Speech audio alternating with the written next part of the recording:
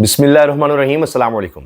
26ویں اور 27ویں ترمیم کے بعد اگر کسی عدالت سے حکومت کے خلاف فیصلہ آ جائے تو یہ بہت ہی حیران کن بات ہوتی ہے، ناقابل یقین بات ہوتی ہے کہ 26ویں اور 27ویں ترمیم کے بعد کوئی عدالت کیسے حکومت کے خلاف فیصلہ دے سکتی ہے، اور یہ بات درست بھی نظر آتی ہے کیونکہ سیاسی طور پر تو کوئی ایک فیصلہ بھی کسی بھی عدالت سے حکومت کے خلاف نہیں آیا، یا یہ کہیے کہ جو دوسری طرف لوگ کھڑے ہیں تحریک انصاف کے ان کے حق میں نہیں آیا، کوئی ایک فیصلہ بھی نہیں ہے، بلکہ ایسے ایسے فیصلے ہیں کہ انسان سر پکڑ لیتا ہے، عالمی سطح پر جگ سائی ہوتی ہے، 2/3 اکثریت دلوانے کا فیصلہ ہو، دیگر جتنے بھی فیصلے ہوں وہ آپ دیکھتے رہیے، یا خان کے خلاف جو بھی مقدمات چل رہے ہیں جیل کے اندر جس طرح ٹرائل ہو رہے ہیں وہ سب بھی ہیں۔ لیکن اب ہوا یہ ہے کہ لاہور ہائی کورٹ سے ایک عجیب و غریب طرح کی سٹیٹمنٹ کے ساتھ فیصلہ آیا ہے جس میں رائے محلات کا بھی ذکر کر دیا گیا ہے۔ اب ہوا یہ کہ مریم نواز صاحبہ نے بڑے ذوق و شوق سے، جس طرح ابھی بسنت کی بھی وہ بات کر رہی ہیں، دیگر بھی انہوں نے قوانین بنائی ہیں، پیرا ایکٹ بنا دیا، صاف یہ ستھرا پنجاب، بہت سے، ان میں ایک انہوں نے پنجاب پراپرٹی آرڈیننس بنایا جی۔ اب پنجاب پراپرٹی اونرشپ آرڈیننس لانے کا مقصد یہ تھا کہ عدالتوں میں کیس بڑے لمبے چلتے ہیں تو فوری طور پر ڈی سی کو اختیارات دے دیے کہ جی آپ نے قبضے کا فیصلہ کرنا ہے، کہ اگر ناجائز قبضہ ہوا ہے کسی کا تو جس کے پاس اونرشپ ہے وہ اس کو دلائی جائے۔ قبضہ کر کے لوگ بیٹھ جاتے ہیں، پھر کرایہ بھی نہیں دے رہے ہوتے، جگہ بھی نہیں چھوڑتے، یہ سب ہوتا ہے، اور کہتے ہیں جا کر مقدمہ کرو، مقدمہ سالوں چلتا رہتا ہے، حتیٰ کہ سپریم کورٹ تک بھی کئی دفعہ مقدمات جاتے ہیں۔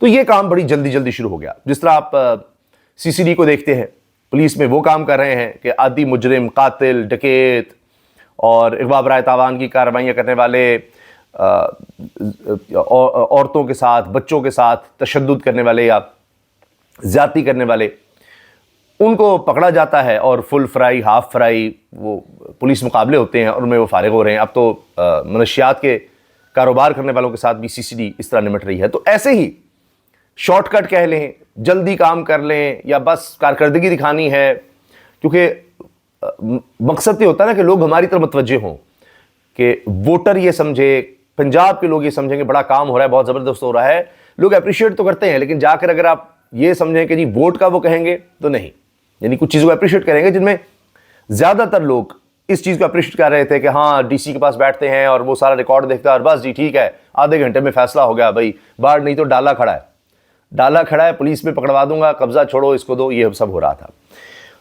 تو یہ تھا شارٹ کٹ، وہی میں نے آپ کو عرض کیا نا، CCD کی طرح کام، کہ عدالت میں کیا پیش کریں گے، کون گواہیاں دے گا ان مجرموں کے خلاف، کس طرح سے کیس چلیں گے، کتنا عرصہ لگے گا، یہ چھوٹ گیا تو پھر دوبارہ آ جائے گا اور بڑا کرائم کرے گا، ہم اس کو سزا دلوا نہیں پاتے، ثبوت اس طرح اکٹھے نہیں کر پاتے، جو بھی ہوتے ہیں، یا اتنے نہیں ہوتے کہ عدالت فیصلہ سنا سکے، بڑا کچھ ہو جاتا ہے، تو CCD بنا دو۔ اس طرح یہ کام کیا گیا، میں بتا رہا ہوں کہ اس کو اپریشیٹ کیا گیا، مگر اب ہائی کورٹ نے تو اس کو اڑا کے رکھ دیا ہے۔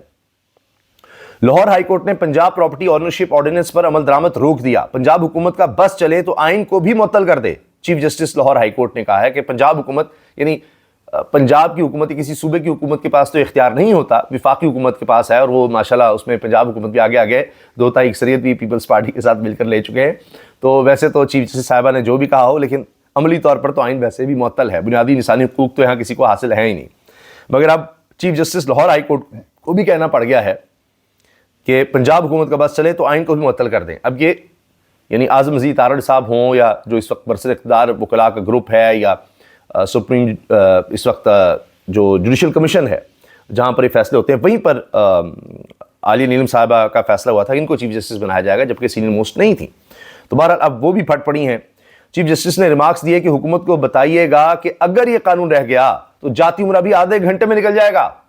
انہوں نے جاتی عمرہ کے محلات کو بھی نہیں بخشا، شریف خاندان کے محلات ہیں، اور یعنی ایسے لگتا ہے کہ 1 کلومیٹر شاید یا اس سے زیادہ تو آپ کو ویسے چل کے جانا، یعنی گاڑی پر جانا پڑتا ہے، پھر پیچھے جا کے محلات آتے ہیں۔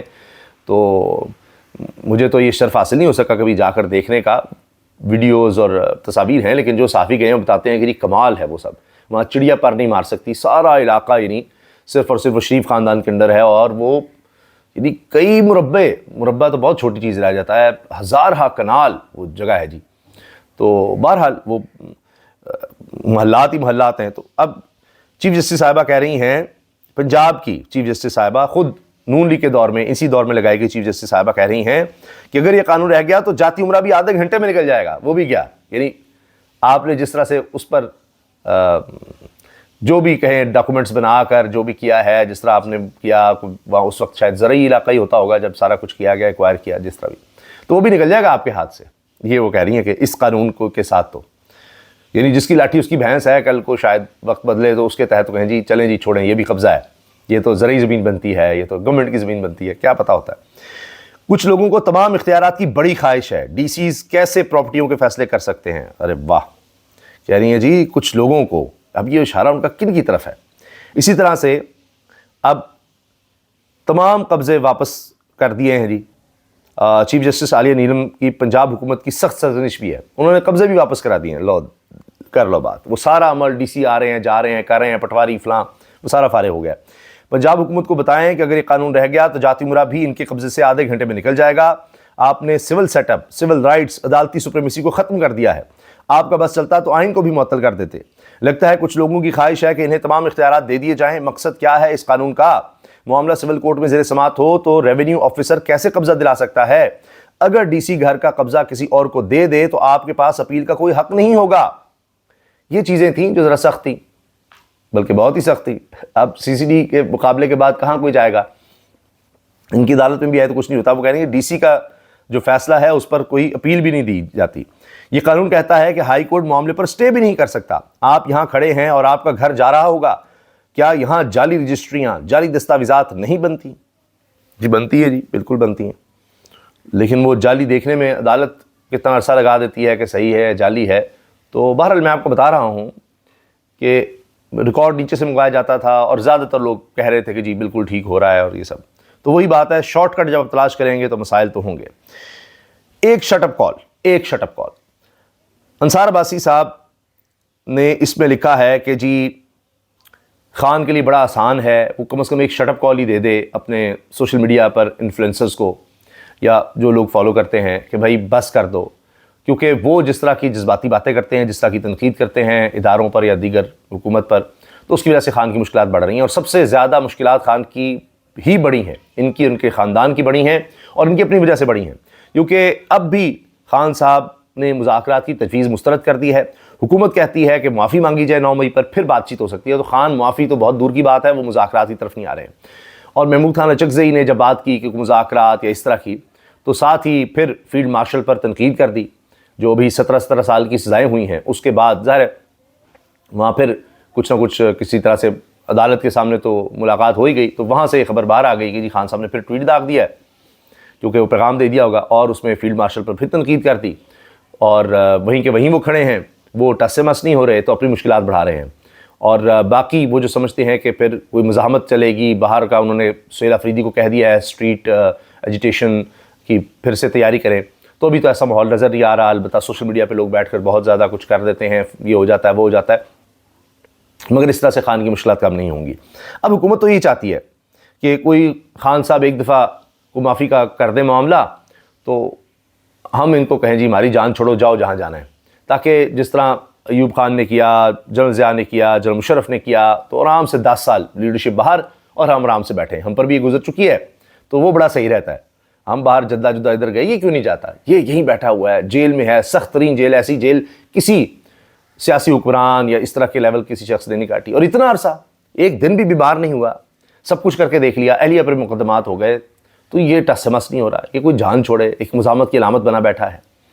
تو اب تو اتنا مزاحمت میں آگے چلا گیا ہے، اتنا ڈٹ گیا ہے کہ آپ دیکھیے سہیل رائٹ صاحب بڑے نرم آدمی، اور آپ جانتے ہیں کہ خاص طور پہ پیپلز پارٹی ہو یا نون لیگ ہو تو یہی سمجھ آتا ہے جی وہ ان کے لیے نرم گوشہ رکھتے ہیں اور اس طرح کی بات کرتے ہیں.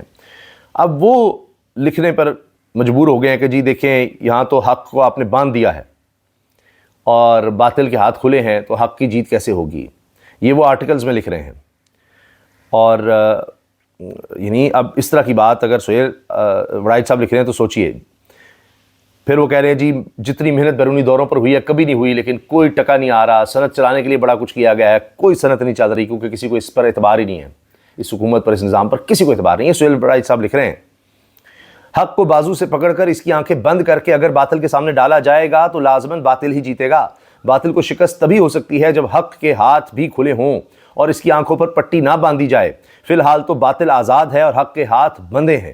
حاکمیت اور حکومت، یہ انہوں نے جناب کالم لکھ ڈالا اس پر سہیل راج صاحب نے. یہ 22 دسمبر آج کے دن ہی پیر کے دن یہ کالم چھپا ہے, تو اب آپ دیکھ لیجئے. تو یہ تو حالات ہیں جی کہ اب اپنے ہی جن کو حکومت بہت سراہتی ہے, چاہے زرداری صاحب ہوں, کہ اب یہ تو پاکستان کے سب سے بڑے جرنلسٹ ہیں نا جی, تو وہ بھی اب اس طرح کی باتیں کر رہے ہیں, تو ان کو تو ڈینائی نہیں کیا جا سکتا. باقی جناب بیرسٹر گوہر نے ہم خیال جماعتوں کو آپس میں ملانے کے لیے کمیٹی بنانے کی تجویز دی ہے, لیکن خان صاحب جو ہے وہ انصار باز صاحب کے بقول وہ کہتے ہیں جی ان سے کیا مذاکرات ہونے ہیں, ان کے پاس اختیار ہی نہیں ہے, اور جن کے پاس اختیار ہے وہ فی الحال مذاکرات کے لیے تیار نہیں ہیں. تو ادھر سے خان, ادھر سے جن کے پاس اختیار ہے وہ تیار نہیں ہیں. لیکن نون لیگ کے اندر عجیب گڑبڑ چل رہی ہے. مسلم لیگ نون کی ٹاپ لیڈرشپ ندیم انجم کو ڈی جی ISI لگانا چاہتی تھی, تجویز مسترد ہو گئی, پھر نیشنل سیکورٹی ایڈوائزر لگانے کا کہا گیا جو نہیں مانا گیا, پھر امریکہ میں سفیر کی تجویز دی گئی, وہ بھی مسترد ہو گئی. ندیم انجم کو شاید اب بڑا عہدہ نہیں ملے گا, ابصار عالم صاحب کا دعویٰ ہے. یہ بھی نون لیگ کے قریب سمجھے جاتے ہیں, اور 3 طرح سے نون لیگ کو انکار ہوا کہ جی DGI لگا دیں ندیم انجم کو, نہ نہیں لگایا گیا. پھر کہا نیشنل سیکورٹی ایڈوائزر لگا دیں, وہ بھی نہیں لگایا گیا. امریکہ میں سفیر لگا دیں, وہ بھی نہیں لگایا گیا. اب تو کچھ بھی نہیں ان کا بننا. اب اس پر منیر فاروق صاحب بھی میدان میں آ گئے, اور انہوں نے ابصار عالم صاحب کا جواب دے دیا. عمار سولنگی کے نام سے جو ٹویٹر ہینڈل ہے وہ ISI ادارے کا ہے. General Faisal Naseer army chief کے فیورٹ افسران میں سے ہیں. وہ عمار سولنگی کے ٹویٹر ہینڈل سے آئے, یعنی جنرل فیصل نصیر نے ابصار عالم سے کہا کہ آپ کا کیا پرابلم ہے, آپ کو یہ بے تکی باتیں نہیں کرنی چاہیے تھیں, تو کچھ چیزوں کا وقت کا انتظار کرنا چاہیے. یہ منیر فاروق صاحب کہہ رہے ہیں, کیونکہ ابصار عالم صاحب نے اب پھر بات کر دی ہے کہ جی جنرل فیصل نصیر یہ آرمی چیف کے فیورٹ ہیں, اور آگے ان کو لگایا جا سکتا ہے شاید DGI. تو ابھی تو وقت ہے. تو منیر فاروق صاحب کہہ رہے ہیں آپ بے پرکیاں کیوں اڑاتے ہیں, اور آپ کو جواب آ گیا. جو عمار سولنگی کا اکاؤنٹ ہے وہ اصل میں ISI اکاؤنٹ ہے, ادھر سے فیصل نصیر, جنرل فیصل نصیر نے جواب دیا ہے کہ بھئی بے تکی نہ اڑائیں, وقت ہی نہیں ہے, کیا ہے. اسی طرح ایک اور سینئر صحافی سید عمران شفقت صاحب, وہ کہتے ہیں ابصار عالم صاحب پر بلا وجہ غصہ مناسب نہیں. اگر ادارہ تصویر جاری نہ کرتا تو یہ بحث ہی نہ ہوتی. چونکہ ابصار عالم نے نام لیا ہے اس لیے میں بتا دیتا ہوں کہ مسلم لیگ نون سابق DGI ندیم انجم کے ساتھ خاصی کمفرٹیبل ہے.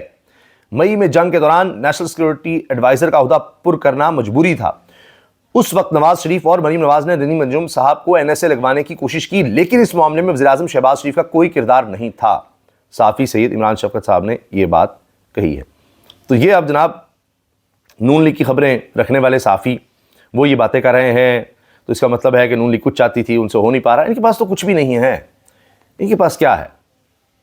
نہ کارکردگی ہے, نہ اختیار ہے, بس صرف پروٹوکول ہے, مزے ہیں, سیٹیں ہیں, عیاشی ہے, اشرافیہ میں شامل ہیں, اپنی جان بچی ہوئی ہے, اپنا مال بچا ہوا ہے, بس یہی کچھ ہے, اور کیا ہے. اور اس کو وہ انجوائے کر رہے ہیں اور بدلے لے رہے ہیں کہ جی دیکھیے ہمارے مخالفین کے ساتھ کیا ہو رہا ہے. باقی تو کچھ نہیں. ملک تو کسی طرف نہیں جا رہا, وہ تو سب کو نظر آ رہا ہے, اور عجیب طریقے سے ملک چلایا جا رہا ہے.